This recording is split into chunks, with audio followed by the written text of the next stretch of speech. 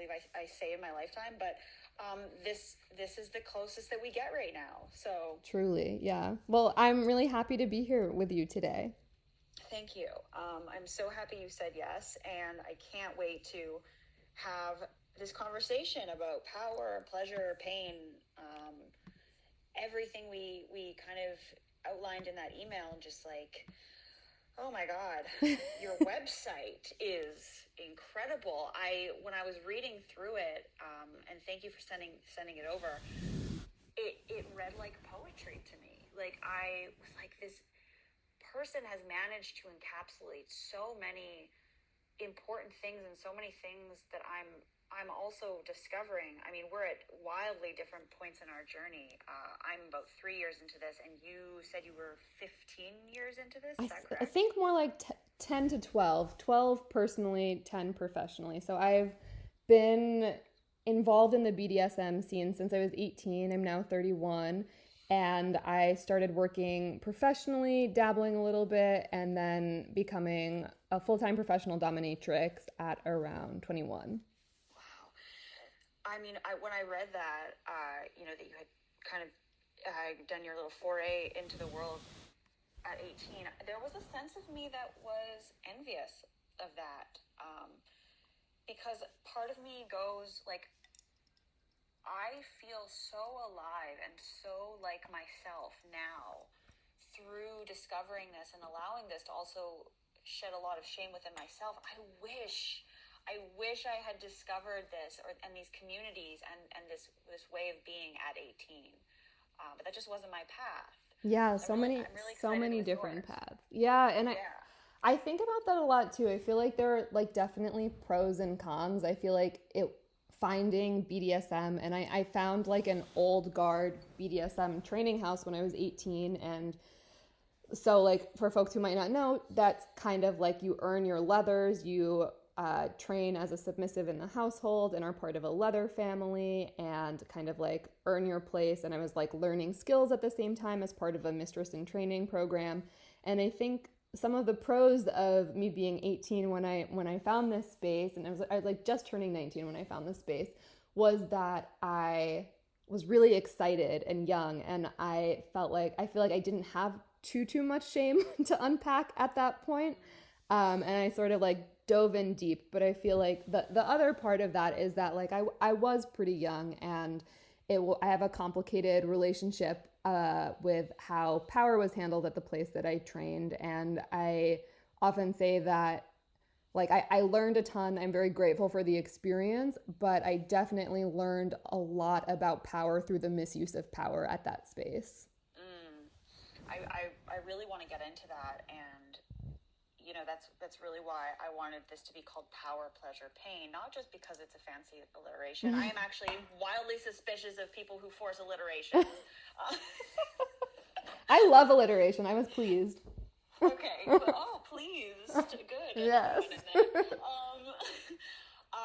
But power, because, and we're going to dive into this, but power being something that I think is misunderstood, especially in the context of dom sub dynamics and BDSM communities. I think that that comes from ignorance, though. I think a lot of people who might be, let's call them, on the outside of that, look in and say, well, aren't you abusing power? Aren't you making somebody do something for you to feel a certain way? And I want to get into that with you. Yeah. But I want to start with a quote that kind of begins your website. It's an Oscar Wilde quote. And it goes, everything in the world is about sex except sex. Sex is about power. So what is power to you in the context of BDSM? Sure. And it's funny when I hear that quote again, I just want to be like, actually, Oscar Wilde, everything's about power. I think power to me in the context of BDSM is a matter of agency and knowing what you want and being able to articulate those wants and needs. And I think about this a lot because I don't want, first of all, I'm a switch occasionally. I like to switch every other year is around when I need it. But like the people that I top or that I dominate, I don't want to actually be more powerful than them. I'm not interested in dominating people who I see as weaker than myself. I'm interested in someone who is on my level, and we're communicating, and they are willingly giving something to me rather than me taking. I have no interest in like wielding power in a way where I'm taking something from someone. Yeah, and I love that you said switch, because I really do believe that everyone has a dominant and submissive side, and dominant does not mean masculine in the same way that submissive does not mean feminine.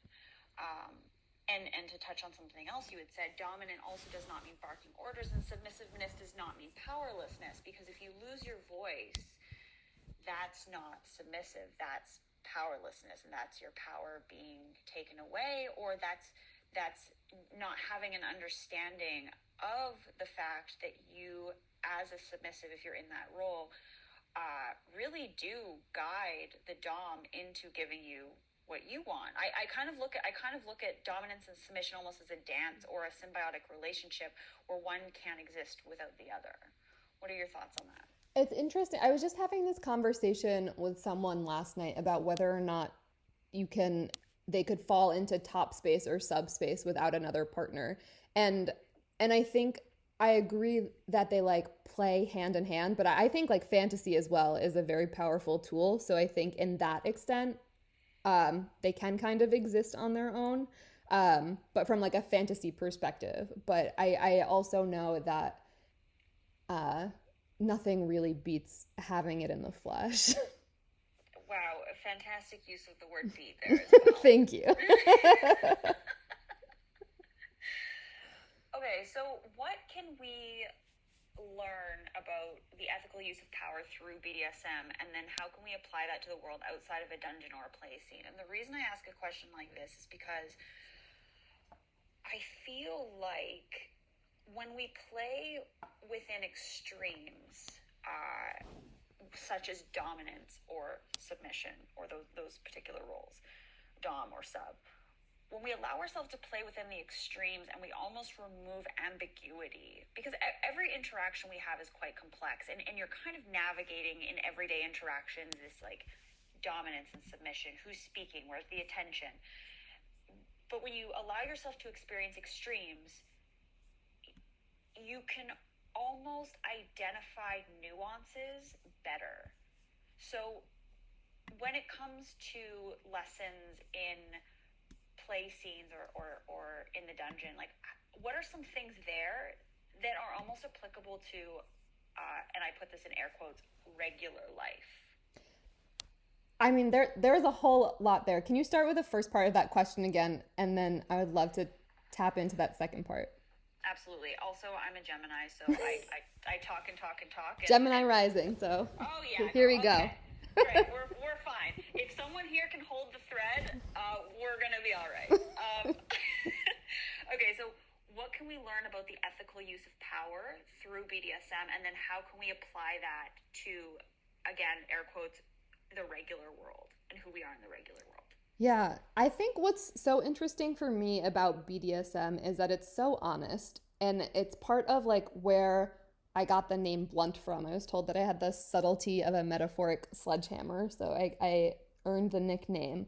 But it was just very honest. I was like, why would someone not want to know this painful truth about themselves? And so I sort of learned when and where to use that, and like how to play with it within the context of a BDSM scene in a more consensual and exciting way. And I think what's so interesting to me about BDSM scenes is that any relationship that you're in, there is a power dynamic at play. And within BDSM dynamics, you're choosing to and consenting to the power dynamics that you want to inhabit and embody for that particular experience, rather than having those positions of submission or dominance thrust upon you. And I think a lot about this specifically in regards to I've been doing and exploring a lot of mommy play and mommy little play, and I've personally found it really cathartic to take on a mommy role in some of my domination style, because I feel like in so many other instances of my life as a woman and as a femme, I've had these like mothering roles thrust on me non-consensually, or like this having like emotional labor just like thrown at me. And so being able to set up a scene where I am caring for someone, hurting them, maybe torturing them and teasing them a little bit, but like largely in a like arena of care and loving nature, it's been really nice for me to create that container and to negotiate that scene of my mothering. I love that. I really do. And I think that's where play can be so cathartic, where you willingly enter these spaces, and I think cathartic in the way too where you can almost rewire certain associations that you have with events in your life, or roles that have been thrust upon you, like you said, or assumptions that have been made of you based on your gender. I know you and I are both really interested in feminization or sissification. That's something that I find really interesting, because I think it's actually through really just fucking those roles of what quote gender is supposed to be and how we're supposed to behave within the context of that gender, that allows us to see, one, how ridiculous it is, totally, and two, that we really can find so much freedom and liberation when we just allow ourselves to play and use play in a safe space as almost a way of healing.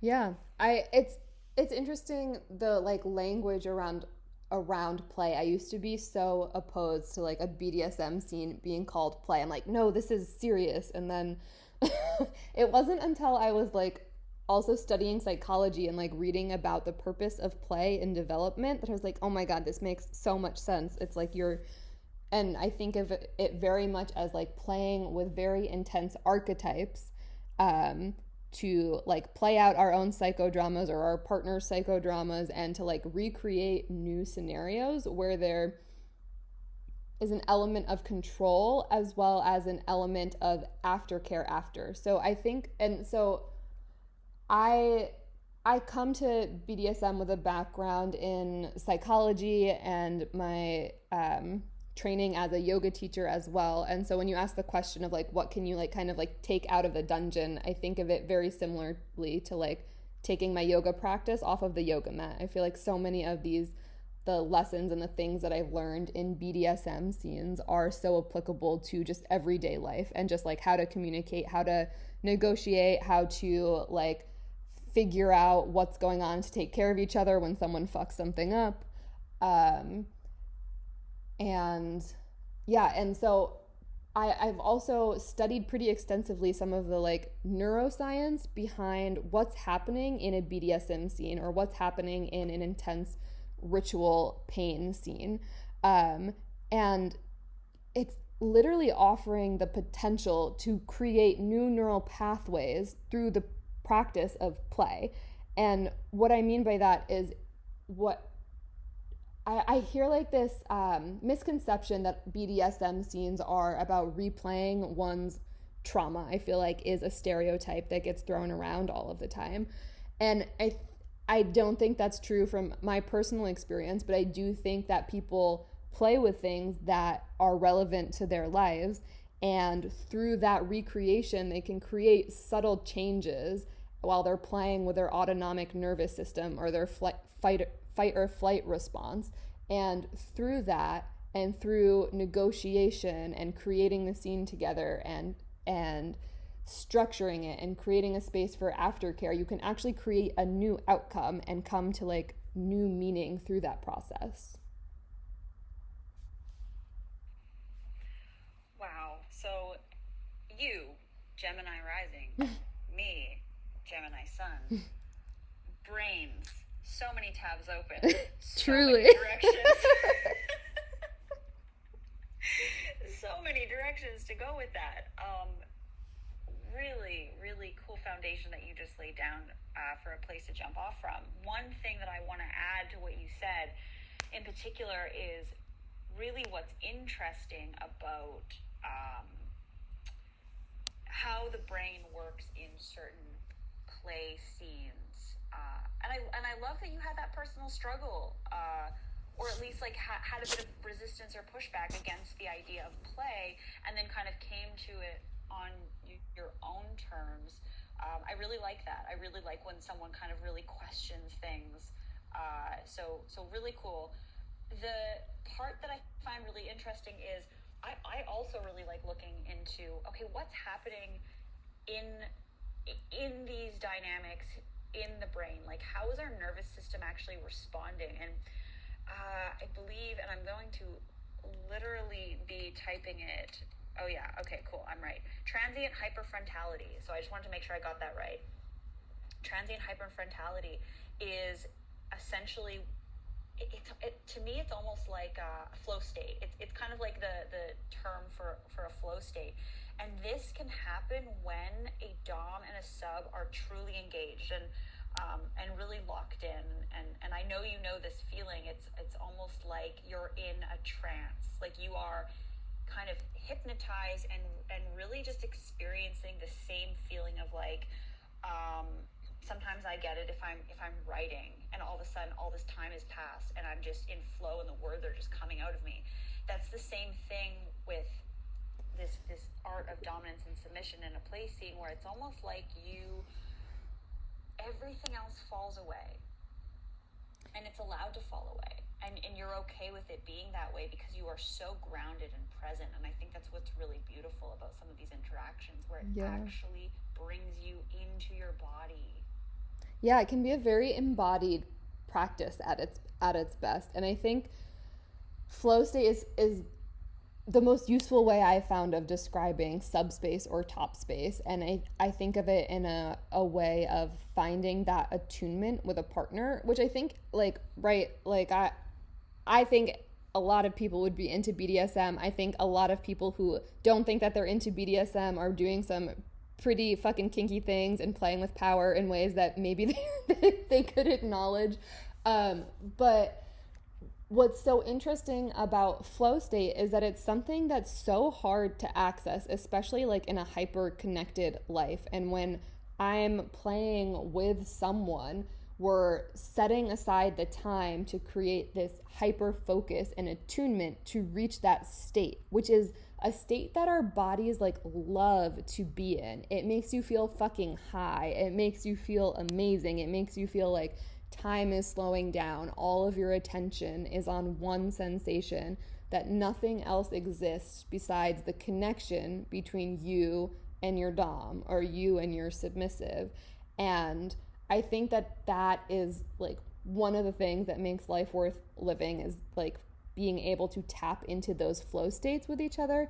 And that hyper temporal frontality, I'm not sure the word that you just said there, but it is a space of this plastic space within your brain where you are able to come to new endings. And I've studied a lot about rituals of pain and like religious rituals of devotion and surrender, and so much of it makes people feel so good, just surrendering, knowing what to do in a situation, taking more for the purpose of spirituality or for the purpose of your pleasing your dominant. And all of these things, I just think of them as tools to tap into that flow state that you're talking about. Yeah, I feel like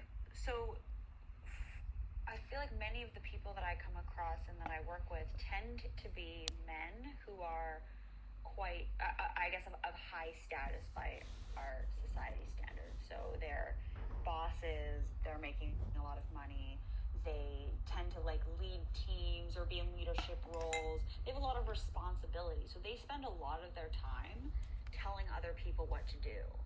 And they seek such a balance on the other side that they need to completely submit or surrender and find absolute liberation by just being told what to do. And that can be so simple. And I think maybe one of the misconceptions is that it has to be this big, elaborate setup where really telling someone to get the fuck on their knees in front of you and kiss your feet, there is so much nuance in that interaction alone that can really feed someone's soul. But tell me, like, in your experience, like, why would someone willingly choose to do that? Yeah, and it's interesting because I've found people of all different genders and like economic backgrounds who come to see me for sessions in play. I feel like a lot of what's portrayed is like this like powerful cis man coming to surrender to a dominant woman. And I think it might just because some of the language and phrasing on my website and having had women submissives in the past that are like prominently displayed and photographed as part of our dynamic. But lots of different types of people come to see me and to submit. And I think it's going back to our conversation that everyone could maybe benefit from switching a little bit. I think that there is something really peaceful about like knowing what to do in a social situation or in a sexual situation. And I think for a submissive, knowing that your partner knows what she wants, knows how to get it, and knows what to do and how to orchestrate it so that she'll get her pleasure however she wants. I think that that's something that like relieves a lot of stress from a situation. Like when I was first engaging in BDSM community, it wasn't even as much of a sexual thing for me so much as like, oh, I love to know the roles that happen at a BDSM party. I know how to interact. I know what to do with my body. I know how to interact with this type of person. And it was like just very calming experience for someone who normally experiences a lot of social anxiety. And I think some of the rules and structures of a scene really just allow people to tap into that hyper vulnerable state and like get their needs met. Do you think then that, because you said that you have a lot of women or female identified clients, right? Is that correct? Yeah, I have a lot of queer folks who come to see me. A lot of women see me. A lot of non-binary folks come to see me as well. Okay. Like, do you think then that, I mean, I'm starting to find the same thing. I'm starting to find that many women are reaching out wanting to work with me. And, you know, in more or less words, essentially ask why. Like, what draws you to this? And a lot of it is wanting to find dominance within themselves or find power within themselves. Do you think that there's a particular reason why, like, I guess women are seeking out working with a dom from your perspective? I mean, I think it's just more socially acceptable now. I've noticed after 50 Shades of Grey, I hate to bring it up, I'm sorry, but a more diverse clientele started reaching out, was one of the things that I noticed. And I think it's really fucking cool when women want to spend their money on making sure that their needs are met. And like, definitely like a lot of the women and queer folks who have come to see me have had negative experiences submitting to a cis man, which isn't to say that like a cis woman is not going to like fuck something up, but I think that there's an element there that's related to it that some folks feel safer submitting and being vulnerable with a woman in that type of capacity. And in terms of communication, like, do you think the women are almost able to learn? Because I think, and again, like coming back to almost eliminating ambiguity in terms of roles. There's a dominant and there's a submissive, and you get to almost fully breathe into and expand into the space that of that role. Do you think then that gives someone insight into how almost seductive and erotic communication can truly be in all aspects of their life? Because you have to really know, and I think you kind of say this on your site as well, but it's like, if you're not coming to me like knowing what you want or ready to submit, like I don't have time for you. I do say that on my website. Okay. And that's something I can say on my website. If you want to check it out, it's mrsplunt.com. But I can say that because I'm in a position in my career to be turning down the majority of people who contact me. So I'm like very specific about the type of people that I like to play with, and I'm very aware that that's a privilege that I have. And the type of people that I want to play with. It's not even like, I'm happy to like figure out what someone wants together within the context of a scene. But what I don't like is when people know what they want, but want you to be a mind reader and do it anyways. I'm like, I don't have time for that. Like, both of us know that you know exactly what you want. And if you're not telling me, you're just making this more difficult for both of us. And I don't have the time for that. I love that, though, because if you almost took that interaction as kind of a zoom in, and then you zoomed out into how that might apply to other areas of their life, it's like, you're not getting what you want because you just won't fucking say what you want. It's so true. Yeah, and I think it really does apply to other parts of people's lives. And I think something that I've also seen, and this is for like all people who have, not all people, but some of the people who have worked with me, that there's an element of potentially like not having their needs met in other aspects of their life. And like, I think that there's something like really hot and like be practical about being like, no one gets to do this to you besides me. Like, no one gets to hurt you besides me. And the only reason that I get to hurt you is because you're letting me. And I think that I do a lot with forced self-care practices with my submissives, and I am sitting here doing air quotes in my living room right now, because I think some people really want that type of like accountability to begin by doing this process of like exploration and care under the guidance of someone else. But right in the end, that exploration is for you, and that exploration that someone does with me in my dungeon or in my yoga studio or in some sort of like breath-based practice that we're doing together, that is for them. And then for any future intimacy that they have, they can bring that with them if it serves them.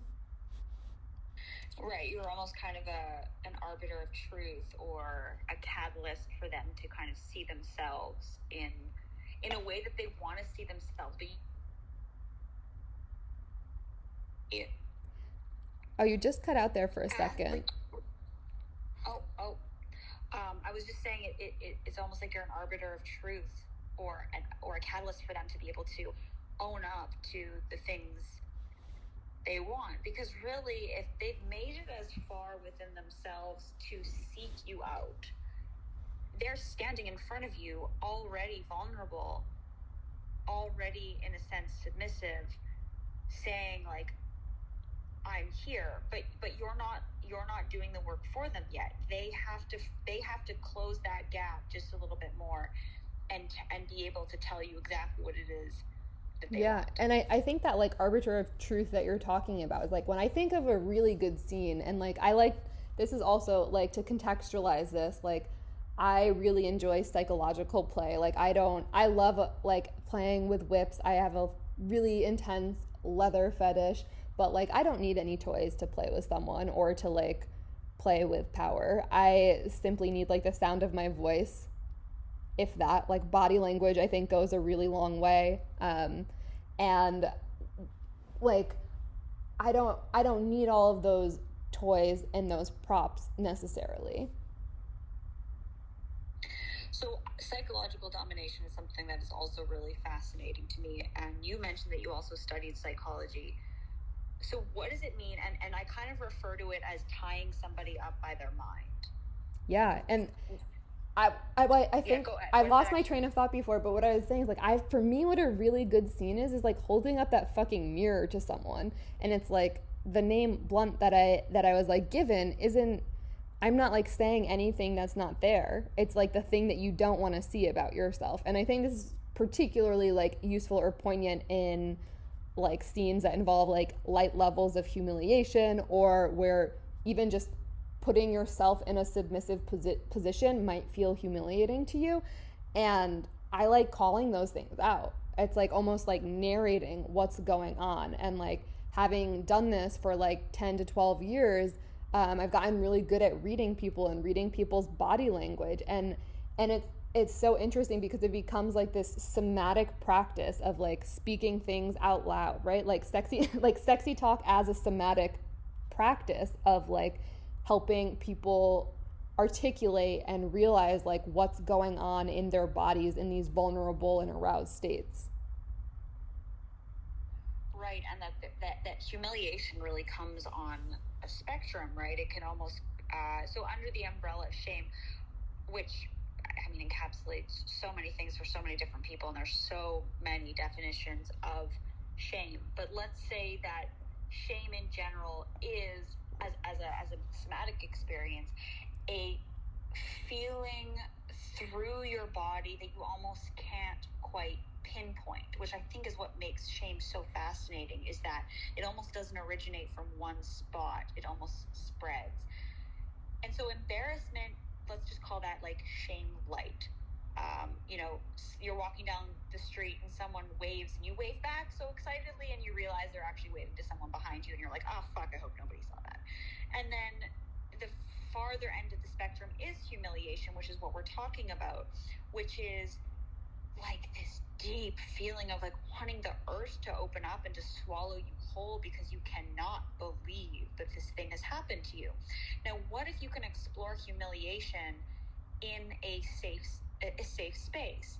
So something like, and from personal experience, telling somebody to get down on their knees and kiss your feet, the psychological barriers that they feel like they have to overcome in order to just do something so simple, every step of the way of that process, you get to check in with them as they check in with themselves to ask, well, why?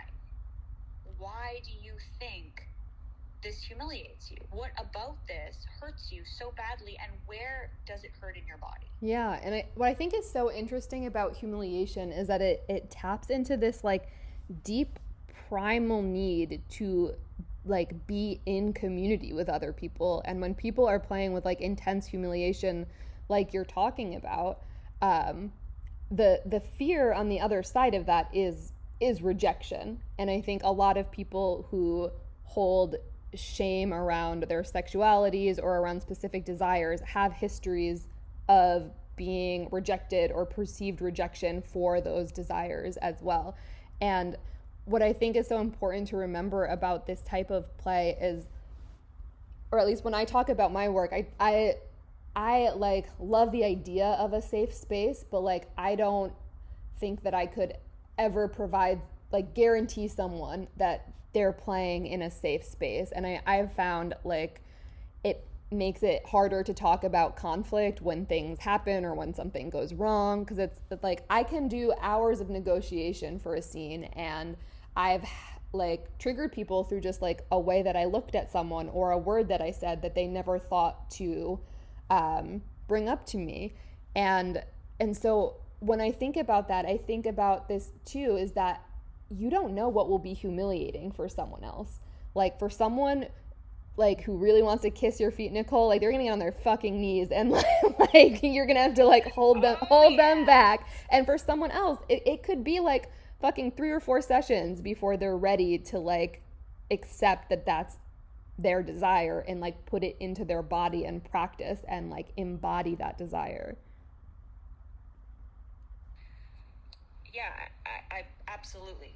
And I think one of the things that I want to touch on that you've kind of said as well is, and I think this is so important, is like this idea of a safe space. And I think in terms of PC standards, this is a bit controversial, but that in a way, it's okay not to guarantee a safe space.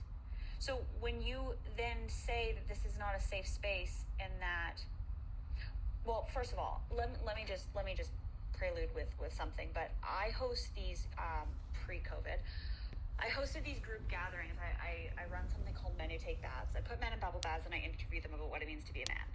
And then I would host these events, and I really like using the Socratic method of dialogue, where essentially I ask one question to an entire room of people, and we jump around and kind of answer this one question. So let's say that the question is, what is feminism? And every single person in the room has a different answer. And that's a good thing, because then by allowing all of us to have different answers, we can actually see the disparity, like the distance that needs to be traveled for us to come to some sort of understanding. Now, if I guaranteed a safe space, that would almost be synonymous, in my opinion, with guaranteeing that nobody in this room is going to be offended.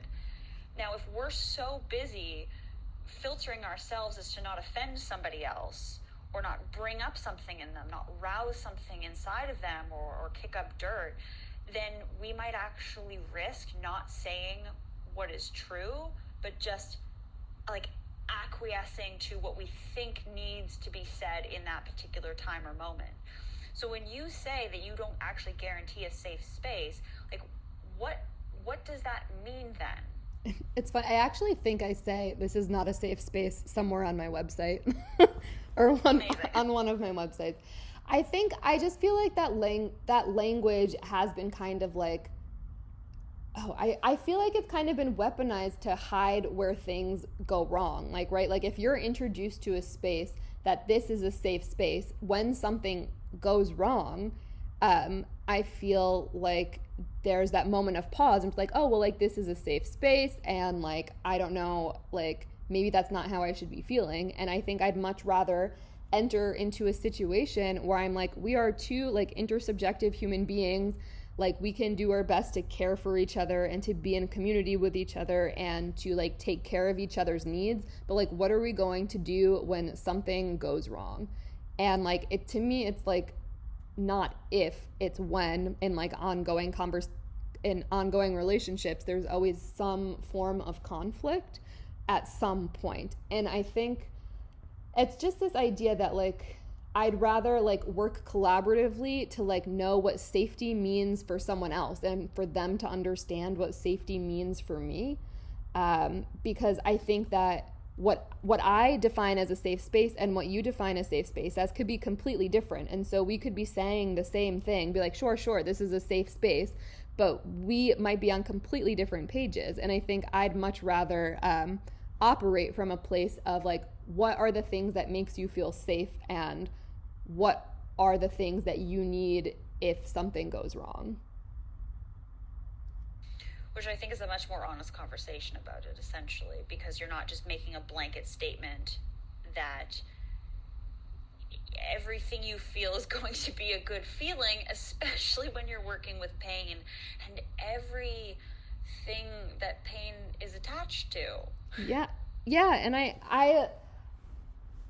I know, like, I don't particularly subscribe to the, like, safe, sane, and consensual model of BDSM.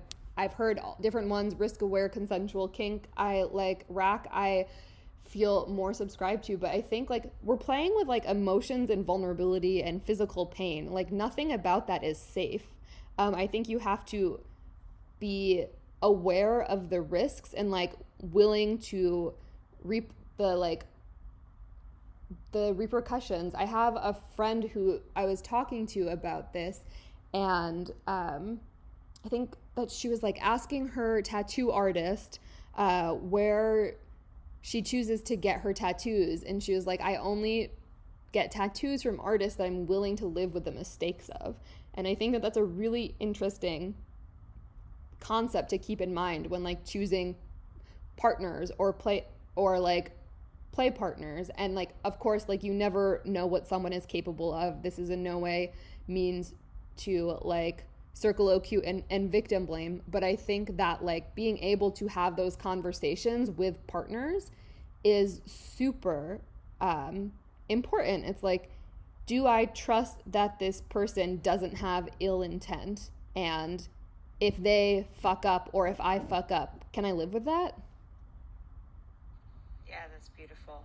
That also reminds me of something that I overheard at a party once, which like totally changed my perspective on things, which was I would never have sex with someone that I wouldn't want to become. Interesting. I thought it was beautiful. And I would like to use this as an opportunity to move into something from your site that really caught my attention. And I kind of mentioned it to you before that I feel like your site it's written so well that it almost reads like a poem. So I want to read this, and then I want us to break it down a bit. And forgive me, but I will read it quite dramatically. Please read it like it's a poem. Okay, really? Okay. Power was my first true love. Gender and sex have always paled in comparison to it. It was never someone's gender that drew me to them, but rather how they played with it, how they carried themselves, how they relinquished their power to me, how they acquiesced control, letting me bring them to the edge of what they could bear for my amusement, how they begged me to break them so I could show them how strong they are, how they took pleasure in my pleasure, and how eager they were to be of use to me. Well, now I'm blushing. How was that? Shit. You wrote that. My website's been there for like 10 years and I'm constantly adding to it, so it's a surprise to me. I have no idea what's on there at this point. 21-year-old you was also brilliant.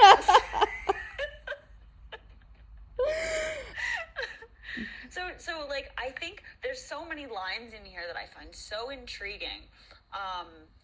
And there's a couple of things that I want to touch on.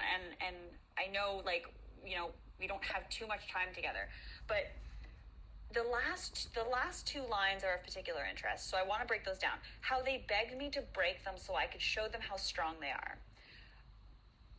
Like, what exactly does that mean? Because I think this kind of circles around to what a lot of people get wrong about dominance and submission or BDSM or pain as pleasure. Like, I think this concept of pain as pleasure for the uninitiated is so foreign that they're like, why would someone willingly choose pain? Right. And it's so funny to me that people find it confusing, because I'm like, look at marathon runners, or like, I know people who run like ultra marathons, and I'm like, you are far more masochistic than anyone I know. Or like people who like are just like workaholics and just like won't stop working, and that work ethic is going towards the man. I that's masochism I don't understand. I understand the financial necessity sometimes, but not the drive. Certainly not the drive. But I think pain can be transcendent. So many rituals and so many different cultures utilize pain as a way of seeking transcendence, as a way of like reaching that other side. And many people who do rituals of pain, and I do very much think of the type of play that I enjoy the most to be very ritualistic. But what I think is so interesting about it is that it doesn't need to be received as pleasure for it to be useful, right? I think that the error in thinking is thinking that pleasure is the only path forward. And I think this is something that I really learned when I was studying Tantra, and I was reading Lauren Roche's translations of the Tantra Sutra. And each sutra was just like a meditation on a different sensation or a different thing. And the meditations were written so intensely. It's like love poems to these sensations, whether it be pleasure or pain or death or becoming, birth. And each path was seen as a way of reaching the sublime or reaching God or finding transcendence. So it's through meditating on sensation that we become embodied and integrated, and it doesn't necessarily matter what that sensation is. And I think that's what's so boring to me about vanilla sex, to be totally honest, is I'm like, cool, we can focus on pleasure, but like that's like only a fraction of the experiences that I'm capable of experiencing, and I would like them all, please. Thank you very much. Yes. Absolutely. And when you expand the scope of what constitutes pleasure, I mean, if we're talking vanilla, which nothing against that, but it has its purpose and its function. It generally refers to something like, in my opinion, more goal-oriented, more about penetration, more about reaching a place, more about achieving a momentary state of ecstasy. Whereas eroticism, if we allow ourselves to consider what it means to live erotically, pleasure is everything. It's everywhere. Yeah, and it's so interesting. I think when we take our focus off of like that penetrative act of sex and bring it onto like meeting those needs and those desires, sex becomes so much more interesting. Like I like learned about sex super young. I learned that I had power knowing what sex was at a young age and like wielded it like a weapon. And then by the time I was having sex, I was already bored with it. So I'm glad that I found like the kink place at when I was 18 or 19. I think I lost my tangent there, but I just find it so boring to focus on one activity as like the be all end all of sex. And I think what's very sexy to me is the DS dynamic, is the dynamic built around these consensual and negotiated power structures that you're establishing based on the individual relationship and what works for you and your partner or partners. And then something like my partner doing the dishes for me can be like a form of fucking sex. And I think that that's amazing, knowing that like they're so turned on when they're doing this act of service for me. It's like foreplay. Or when I have a submissive in chastity and they're not coming for me, and that not coming for me is hotter to them than just jerking off and getting to come whenever they want to. Yeah, which I think, like, again, like, perfectly leads into the last line of your brilliant writing, which is how they took pleasure in my pleasure and how eager they were to be of use to me. So, restraint as release. Talk to me a little bit about that. Sure. Well, I think it goes back to the conversation that we were having about like knowing what to do in a situation. If you know what to do in a situation, and a lot of my friends tell me this about me, is they're like, I don't have to worry what you're thinking because you're just gonna fucking tell me. Like I'm never super anxious around you because I know what's going on for you, because you just tell me. And I think that there is a ton of freedom that's freed up through knowing what to do. Like, who doesn't want to know how to make their partner happy? I will give my partner very explicit instructions on how to make me happy in a way that is like they are capable of completing and succeeding and pleasing me. And in the same way, like having submissives that I play with that I trust and that I trust will tell me like when I'm going too far, if I've gone too far, or if there's something that they like definitely don't want to explore. Having those boundaries for me makes me feel safer too, and makes me feel like I can trust the person that I'm playing with, and that I can explore these really dark and intense and like not necessarily super safe things like intimacy. I'm going to include that in the like not safe list, because people get hurt, with someone who is able to communicate those boundaries and desires with me.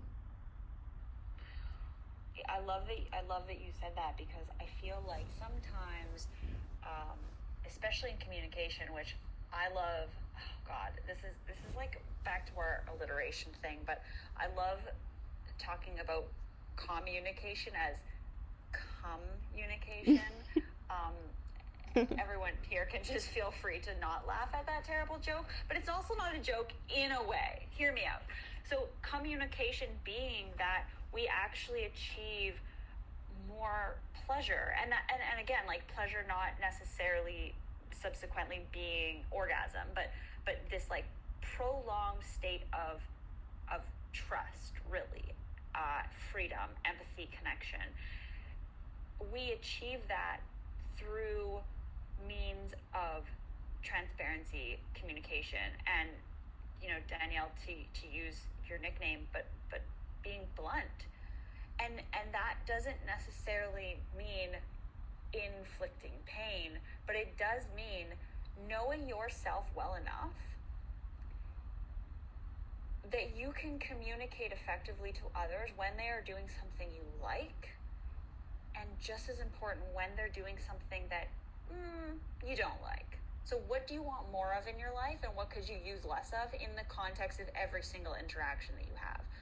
I think that's what makes something pleasurable, is being able to relax in the presence of somebody who will tell you if they like something or if they don't like something. Yeah, totally. And I like, what's more relaxing than that? Like, I love that. It's so sweet when people are, and maybe that goes back to the line on my website about like, if you don't know what you want, you're not necessarily ready to see me. And I have like a very high entry point, a high barrier to entry on my website. I ask like a lot of very intense questions on my contact form, including when was the last time that you cried, which is my favorite question, and I'll never change it. I love that. I love that you ask. I get such interesting responses. Very interesting. Multiple people have told me that they've cried while filling out my contact form, which I think is interesting too. Well, like you said, it's like a giant mirror, right? And it is, what yeah. You want is like you're reflecting back. Do you know your human design by any chance? Are you a reflector? I don't know what my human design is, but I'll probably look it up after this. Okay, look it up after. I'm really curious to know. I'll keep you posted.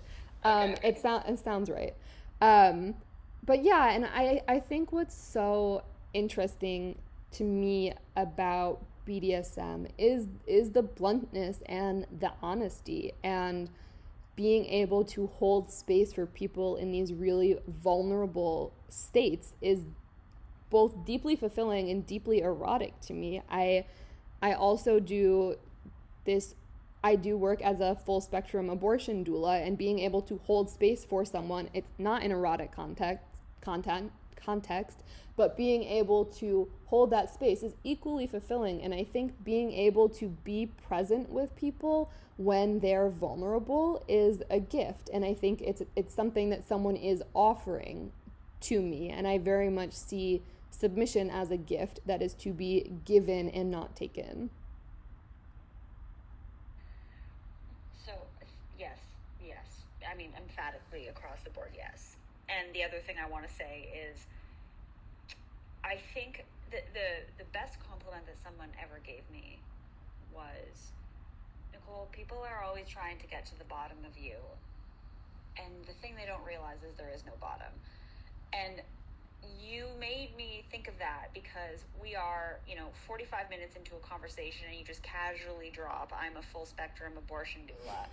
And I think that's really wonderful, is that there doesn't seem to be a bottom to you.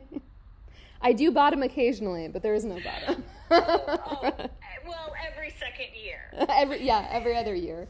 On my off years. I need it for stasis, to keep me humble. Of course.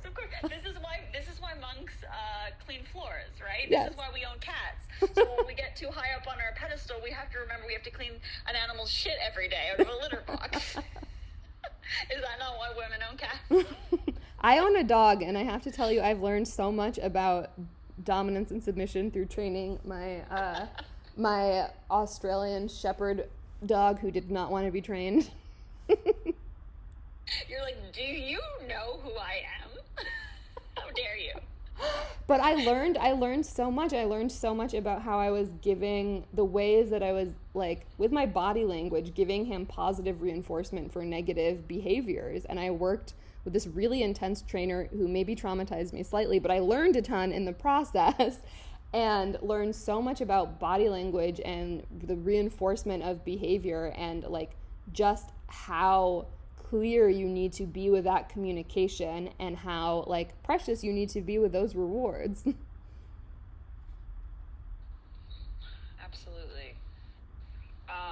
Okay, so I'm just gonna give us a time check here because I know we don't have too much time left, and there's kind of like one last, like, questiony, squishy segment Sure. that I want to get to with you. Yeah, I'm cool with that. Okay, cool.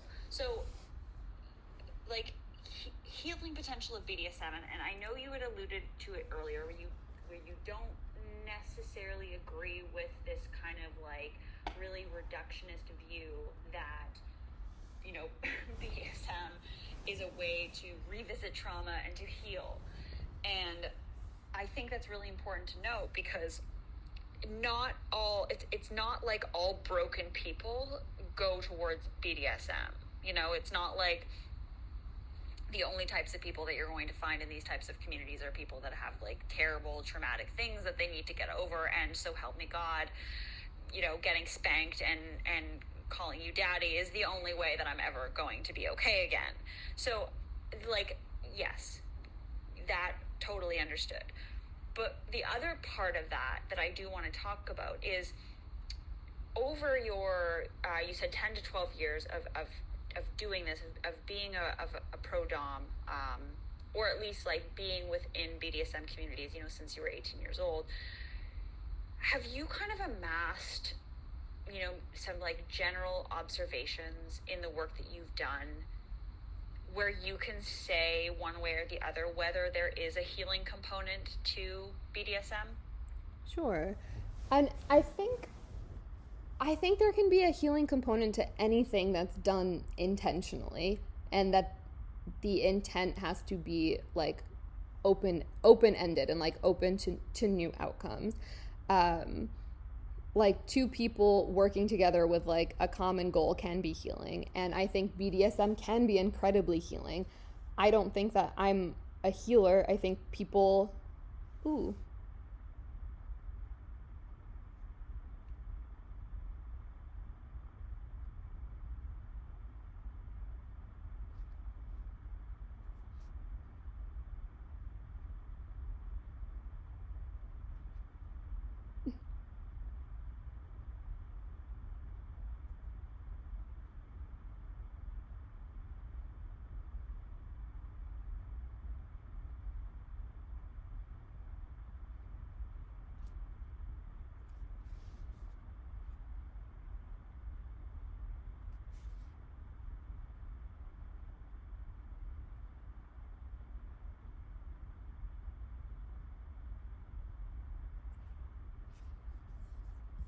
I'm recording again. Okay, sweet. So you had just ended as, which is actually really funny because you ended at the end of the sentence, I'm not a healer.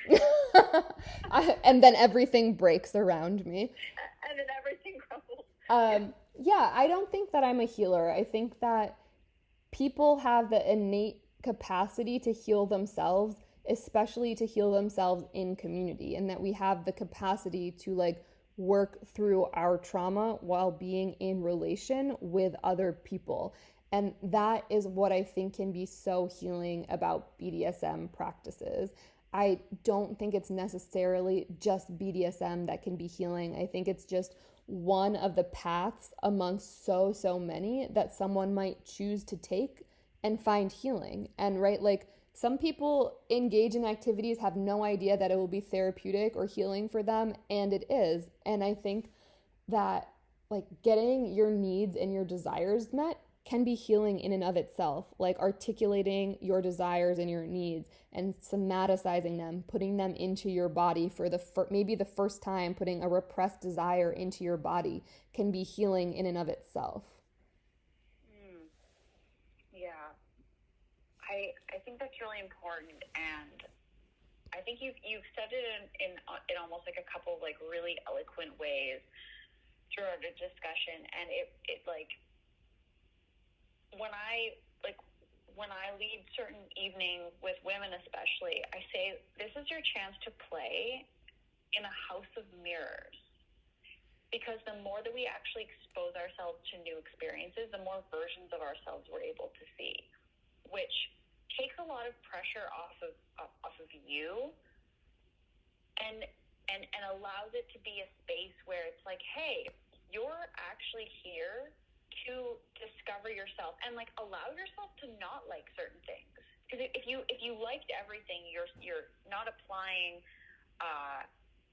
you're not applying the lens that you need to be applying, which is, does this work with who I am versus is this who I'm told to be?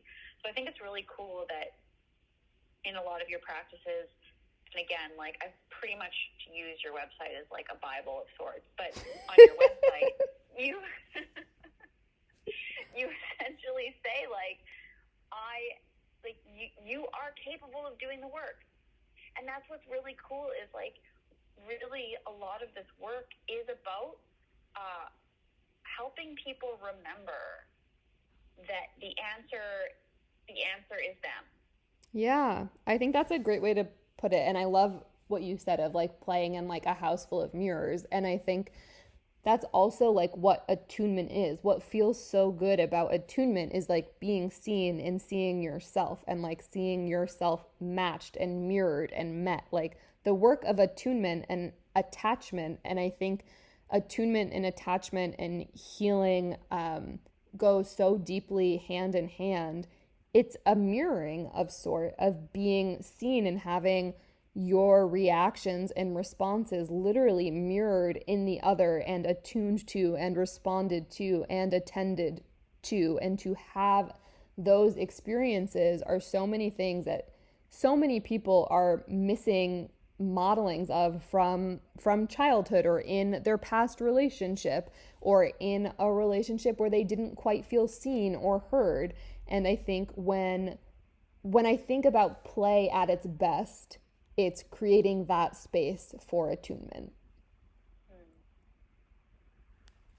The last thing I want to touch on with you then is like, what part of yourself have you found through this work? Sure. Maybe after I take that quiz, I'll find that I'm a reflector. Yeah, potentially.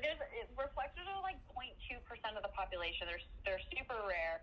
I'm friends with a reflector, and it took us 2 years, essentially, to finally come to an understanding. But that's because it took me 2 years to come to an understanding within myself. And when you realize someone's a reflector, you're like, oh, they're going to challenge the shit out of me.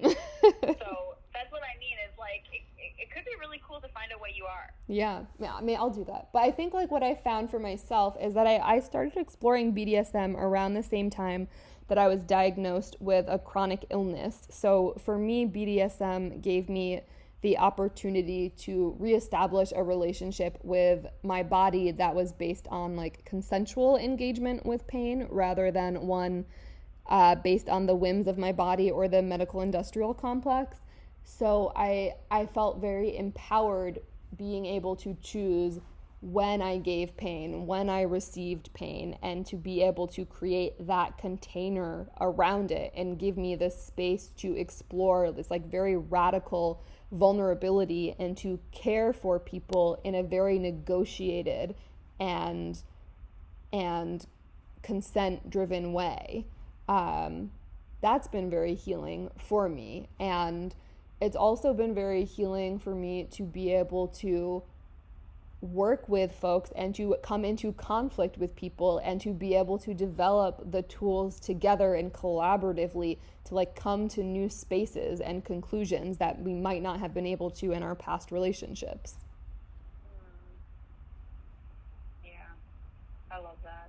I mean, I love so many things Really. It's been, man, it's been an absolute fucking pleasure to talk to you. And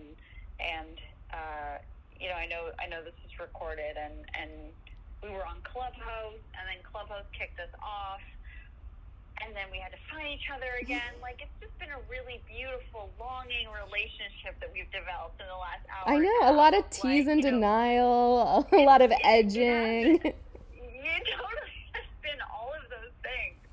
Yeah, it's this like love that we keep getting ripped apart, and we must find each other again. And like, I really feel it deeply as a truly romantic Scorpio moon. This means a lot to me. I'm so glad that we found each other in multiple ways. Oh God. And I look forward to continue writing me poetry through your website description. Continue reading me poetry, please. Incredible. Yeah, you need a copywriter? Like, yeah. You got one. Amazing. Well, it was such a pleasure to chat with you, so thank you.